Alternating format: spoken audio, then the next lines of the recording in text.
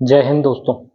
कुछ दिन पहले अभी 1 या 2 दिन ही हुए हैं एसएससी सीजीएल का रिजल्ट आया और आपने कई सारे स्क्रीनशॉट ऐसे देख लिए होंगे या फिर कमेंट्स ऐसे देख लिए होंगे कई सारे टेलीग्राम चैनलों पे कि यार 299 वाले का सिलेक्शन हो गया है, 315 वाले का नहीं हुआ है, 326 वाले का सिलेक्शन नहीं हुआ है। तो कैसे संभव है ना? यार जो 299 वाला व्यक्ति है उसका सिलेक्शन अगर हो सकता है तो 326 आए मेरे दोस्त के, उसका सिलेक्शन क्यों नहीं हुआ है ना? मेरे भी टेलीग्राम ग्रुप है, वहाँ पे भी एक चीज़ें आ रही थी, ठीक है। एक दो भाइयों के स्क्रीनशॉट भी शेयर हो गया ना। एक तो एक राहुल मीना करके भाई हैं, उनके बता रहे थे कि भाई उनके 210 नंबर है तो उनका कैसे सिलेक्शन हो गया ना। एक अभी रवि गुप्ता जी हैं, उनका भी चल रहा है कि भाई उनके आई थिंक 299 नंबर थे तो उन्होंने एएसओई कट ऑफ कैसे क्लियर कर ली, ठीक है। तो जो राहुल मीना जी वाला है वो तो क्लियर हो गया ना, क्योंकि उसका फिर बाद में उन्हीं लोगों ने क्लेरिफिकेशन दे दिया कि यार इनके 295 मार्क्स थे ना, 205 या 210 इनके नंबर नहीं थे, तो वो उनसे गड़बड़ हुई है ना। अभी रवि गुप्ता जी वाला भी चल रहा है कि इनके 299 नंबर थे तो वही 250 251 कैसे, सॉरी 300 गलत बोल गया मैं, इनके 299 नंबर थे तो ये कैसे 350 प्लस कैसे क्रॉस कर गए एएसओई कट ऑफ के लिए, ठीक है। तो अभी तक फाइनल आंसर की सबसे बड़ी बात आई नहीं है ना। फाइनल आंसर की एक बार आ जाती है तो ये चीज़ें बेटर तरीके से क्लेरिफाई हो जाती है ना। मोस्टली हुआ गया है कि जो 299 नंबर उनके आए हैं, पहले कुछ मार्क्स उनके बड़े होंगे आंसर की अपडेट होने के बाद, है ना। क्योंकि जो पिछली आंसर की थी और जो फाइनल आंसर की आई है उसमें मेरे हिसाब से अच्छा खासा चेंज दिखने को मिलेगा कि कई ऐसे लोग हैं जिनके 320 प्लस नंबर है, उनका भी सिलेक्शन नहीं हुआ है, तो उनके फाइनल आंसर की के बाद मार्क्स या तो घटे हैं, है ना। इस कारण वो फाइनल सिलेक्शन की दौर से दूर हो गए। दूसरा कि जब फाइनल आंसर के बाद तुम्हारे मार्क्स बढ़े हैं, फिर नॉर्मलाइजेशन के बाद तुम्हारे और मार्क्स बढ़े, है ना। तो ऐसा नहीं है आज के टाइम पे जिसके जैसे 370 जो कट हो गई है ना, तो वो ऐसा नहीं है कि 370 नंबर उसके रॉ मार्क्स है ना, या फिर 350 नंबर उसके रॉ मार्क्स है। जैसे पीएसए की 335 गई है, वो 335 उसके रॉ मार्क्स नहीं है ना, स्टिल रॉ मार्क्स नहीं है, उसके बावजूद भी बहुत ज़्यादा कट ऑफ है ना, अच्छा खासा ज़्यादा है। और मोस्टली इसका कारण ये कि पुराने बच्चे इस एग्ज़ाम को लिख रहे हैं ना बार बार बार बार। 335 नंबर अच्छी खासी कट ऑफ होती है किसी भी एग्ज़ाम्स के लिए, है ना, चाहे वो नॉर्मलाइज ही हो। अब मेजर जो इशू है ना वो है नॉर्मलाइजेशन का, कि क्या हुआ है कि भाई 2 शिफ्टों में आप पेपर करा रहे हो, है ना, वहाँ पेपर का डिफरेंस आपका ऊपर नीचे हुआ और उस कारण फिर एब्रप्टली नंबर बहुत ज़्यादा बढ़ गए लोगों के, है ना। इससे कि कट ऑफ जो है वो काफ़ी ज़्यादा बढ़ गई। जिन्होंने 2019 का एग्ज़ाम जिन बच्चों ने लिखा है उनको याद होगा मेंस में क्या हुआ था ना, कि कैसे ये तो 30-40 नंबर है, वहाँ आप देखते कि कितने कितने मार्क्स बढ़े हैं तो आप एक बार अचंभित हो जाते हैं ना कि 80-80 90-90 नंबर बढ़े थे उस टाइम पे नॉर्मलाइजेशन के बाद। तो वो थोड़ा काफ़ी गड़बड़ तो है नॉर्मलाइजेशन में। और इसका मतलब बहुत बहुत सिंपल सॉल्यूशन है। ये इतनी जो मेजर प्रॉब्लम्स आई है ना रिजल्ट के बाद, जो क्लैरिटी नहीं मिल रही है ना, जैसे अभी कई लोग आपको बोल भी देंगे कि भाई इसका नहीं हुआ उसका नहीं हुआ।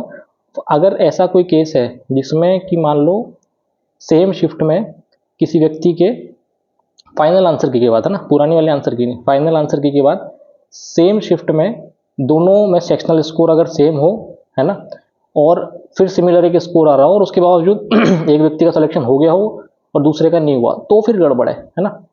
लेकिन अगर ऐसा नहीं है तो फिर भाई वो फिर दिक्कत जो है वो उसकी नहीं है, स्कैम की दिक्कत है नॉर्मलाइजेशन की, है ना। दिक्कत है कि फाइनल आंसर की आपने पहले नहीं दी, वो आप रिजल्ट के बाद दोगे, जिससे कि लोगों में असमंजस का सा माहौल बन गया ना। हमको पता नहीं कि भाई एक्चुअल में चीज़ें क्या हुई हैं, क्योंकि आपको पता ही नहीं कि आपको कौन सा जो क्वेश्चन आपने सही पहले बता दिया था उन लोगों ने, वो इन्हें गलत कर दिया। हाँ, आपके 4 नंबर जो 3 नंबर जुड़े थे वो 4 नंबर घट गए अब, है ना।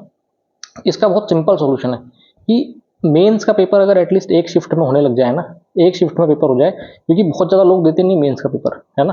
प्री में चलो मान लिया कि भाई जरूरी है काफ़ी शिफ्ट में कराना क्योंकि बच्चे नंबर ऑफ कैंडिडेट बहुत ज़्यादा है, लेकिन मेंस में नंबर ऑफ कैंडिडेट बहुत कम है। अगर वो एक शिफ्ट में पेपर अगर हो जाएगा ना तो नॉर्मलाइजेशन वाली जो दिक्कतें हैं ना ये परमानेंट ही खत्म हो जाएगी, है ना। कोई इशू आएगा ही नहीं। 2021 में एक शिफ्ट में हुआ था तो मेरे को लगता नहीं उसमें कुछ भी इतनी इशू आए थे, है ना। फिर दूसरा क्या है कि जो पूल ऑफ क्वेश्चंस है ना, आप सोचो कि 335 भी अगर नॉर्मलाइज कट ऑफ जा रही है तो एक ऑल इंडिया लेवल के एग्जाम के लिए वो काफ़ी ज़्यादा कट ऑफ है ना। आप पूल ऑफ क्वेश्चंस एक मेन से पेपर के लिए ऐसा बना के रख दीजिए भाई, अगर सिंगल शिफ्ट में करवा रहे हैं, कि वो इतना स्कोर कर पाना ही किसी के लिए पॉसिबल नहीं होना। जो मतलब जो एक्चुअल पढ़ने वाले बच्चे हैं उन्हीं के लिए वो पॉसिबल रहना चाहिए। आप अभी क्या कर रहे हो कि भाई मैथ्स मैथ्स ठीक पूछ ली, इंग्लिश एकदम इतनी आसान पूछ दे रहे हो, रीजनिंग बिल्कुल एवरेज पूछ दे रहे हो, जिससे कि ओवरऑल जो स्कोर है ना जिसने ऑलरेडी कर चुका है उसके लिए वो काफ़ी आसान हो जा रहा है वापस से वो अचीव करना, ठीक है। इंग्लिश के आप अगर आप लेवल देखोगे ना 2019 के पहले का अगर आप देख लोगे, 2021 तक का भी देख लोगे ना, तो आपको लगेगा कि हाँ ना, ऐसी अगर इंग्लिश आएगी तो सबके लिए स्कोर कर पाना थोड़ा सा डिफिकल्ट हो जाएगा उसमें ना, तो कट ऑफ जो है वो ओवरऑल अपने आप नीचे आने लगेगी। तो पूल ऑफ क्वेश्चन है ना उसको इम्प्रूव करने की बहुत ज़्यादा ज़रूरत है।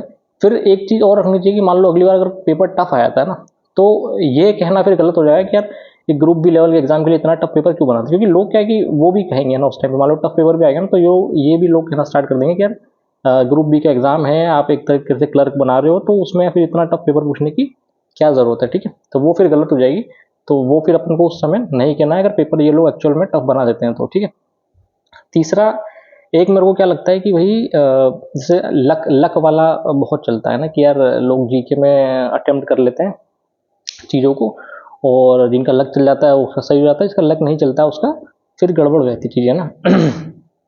कुछ हद तक मान लो सही भी है ना, कुछ हद तक मेरे को लगता है यार तो फिर सब जगह भी चीज़ें पॉसिबल है ना, कि मैथ्स में अगर मैं तुक्के मार के आ जाऊँगा तो वहाँ भी मेरा लक चल सकता है ना, और ये फिर हर एग्जाम में संभव है ये चीज़ कहना, ठीक है। लेकिन फिर भी अपने को जीके को अगर स्पेसिफिक टैकल करना है ना, तो एक मेरा क्या पर्टिकुलर सजेशन है, और ये पर्सनल ओपिनियन है, मतलब ये गलत भी हो सकता है, क्योंकि अपन क्या एक एंड से चीज़ देखते हैं, सामने वाला उसको बोटल नेक्स क्या है वो उसको पता होता है ना।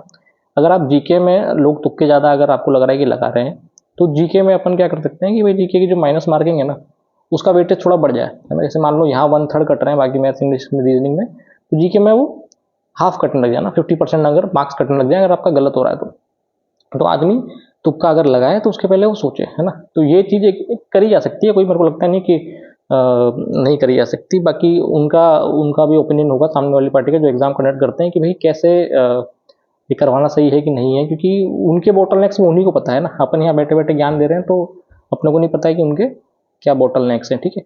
तो इमीडिएटली मैं तो बस ये है कि इमीडिएटली आप चीज़ों पे मत सोचो कि यार ऐसा हो गया कि कम मार्क्स वाले का सिलेक्शन हो गया, ज़्यादा वाले का नहीं हुआ, क्योंकि और भी चीज़ें इसमें इन्वॉल्व रहती है ना।